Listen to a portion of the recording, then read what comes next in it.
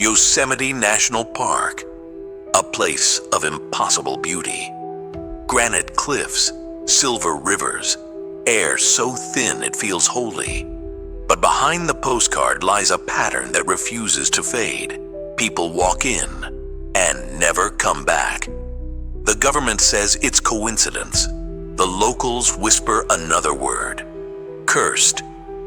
They call it the crown of the American wilderness, a temple carved by time, where sunlight pours down cathedral walls of stone and waterfalls descend like endless prayers. But beauty has a price, and in Yosemite, beauty watches. Every year, millions enter the park. Families, hikers, rangers. Most leave with photos, some with broken bones, and others with nothing at all. No footprints, no gear, no trace. Since the early 1900s, hundreds of people have vanished inside these mountains, swallowed by canyons, forests, and silence. Search parties find no evidence. Radios fail. Dogs lose the scent, as if the air itself swallows it. The official reports call them missing persons. But to those who've seen the way the park changes at dusk, how the granite glows like ember, how the sound of water drowns every voice, it feels like something older is moving here. Something that doesn't like to be found. Some say it's the terrain, cliffs that hide their dead. Others whisper of portals, of strange lights that dance between the pines.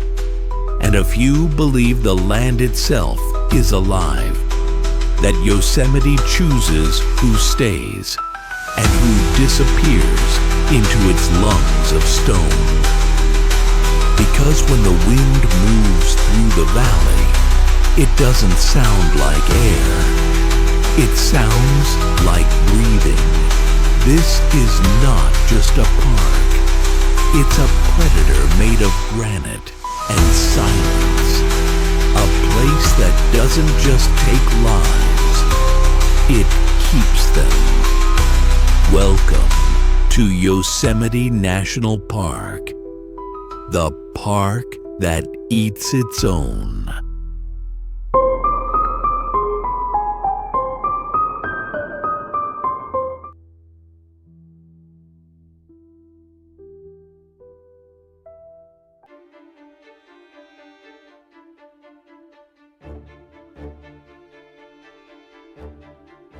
For every soul that vanishes, there are hundreds who walk into the forest searching.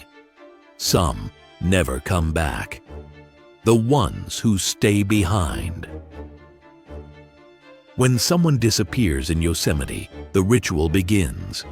Helicopters lift off, volunteers gather, maps unfold across ranger tables, and then a small army walks into the forest, armed with radios, flashlights, and hope.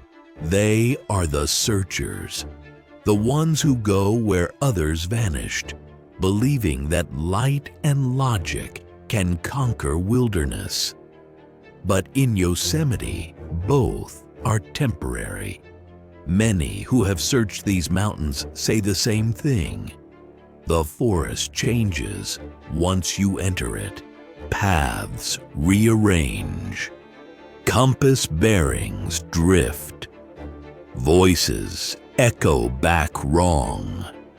Too late. Too far away.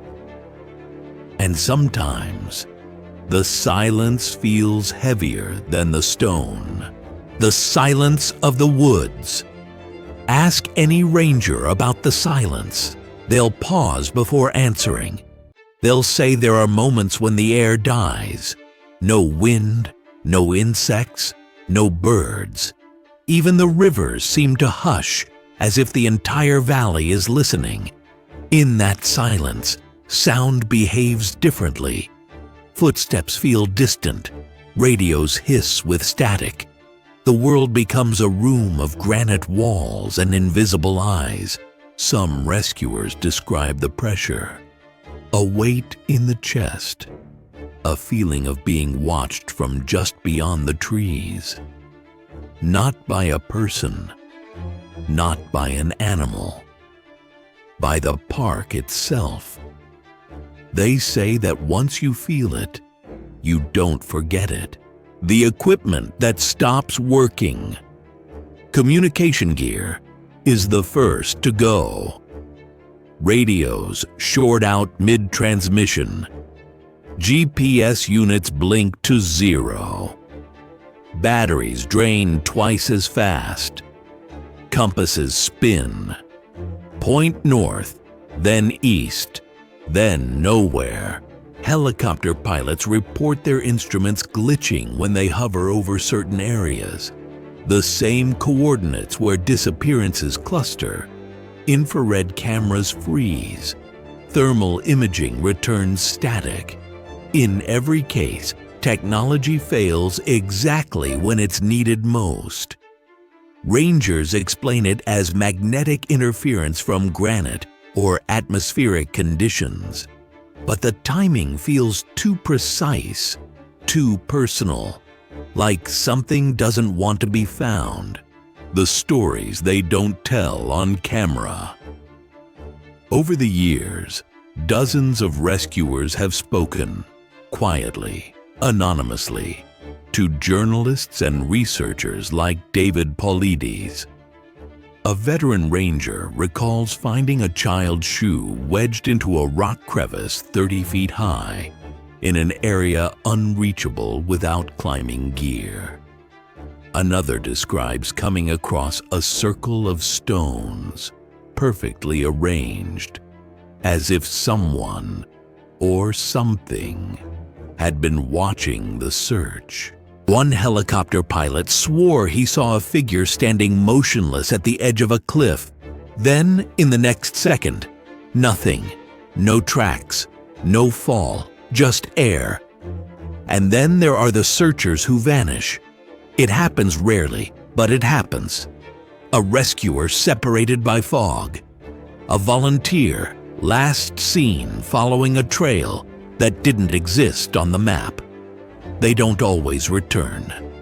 When they do, they're pale, trembling, unable to explain how long they were gone, or what they saw. The missing searchers. The files list them as secondary disappearances. The public never hears those names, but the rangers remember.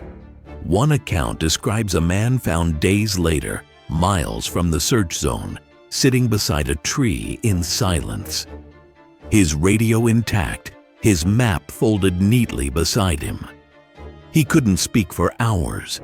When he finally did, he only whispered, "I kept hearing my name." From the wrong direction. Another rescuer was found on a ridge, staring into the valley, convinced only minutes had passed. But the sun had set twice since he'd gone missing. Time bends strangely in Yosemite. Clocks stop, and when they start again, they don't agree with each other. The bureaucracy of disappearance. If the pattern disturbs you, the paperwork will infuriate you. Despite hundreds, perhaps thousands, of disappearances in national parks across the United States, there is no central database, no public record, no federal agency officially tasked with tracking the missing on federal land. Each case is handled by local jurisdictions, logged, and often forgotten. Families file reports that vanish into folders marked closed, inconclusive. When journalists ask for numbers, they are told such data does not exist. When Paulides filed Freedom of Information requests, he was told compiling such a list would be too expensive. How do you put a price on the lost? It's as if the wilderness has been given permission to erase not just people, but their memory. The searcher's creed among rangers. There's an unspoken rule. Don't search alone. Don't call out the missing person's name too often. And if you start hearing your name whispered back, leave. They tell new recruits it's superstition. But even the skeptics respect the rule. One ranger put it best. In these woods, you don't find people. You just find where the forest let go, the forest that watches. Some psychologists say the sense of being watched is a survival instinct, the mind alert to danger. Others say it's electromagnetic disruption affecting the brain. But ask those who've walked into Yosemite's deeper valleys, and they'll tell you it's not in your mind. It's in the air. It's in the rocks. It's everywhere, because the forest doesn't echo. It absorbs. Every sound you make, every breath, every heartbeat becomes part of its quiet pulse. The longer you stay, the more you feel that the park isn't just around you. It's beneath you, inside you. Listening. Closing beat for Chapter 4. For every soul that vanishes, there are hundreds who walk into the forest searching. Some return changed. Some don't return at all. They go in looking for answers and come back whispering about silence, about eyes in the fog, about radios that speak without signal. And yet, the searches continue.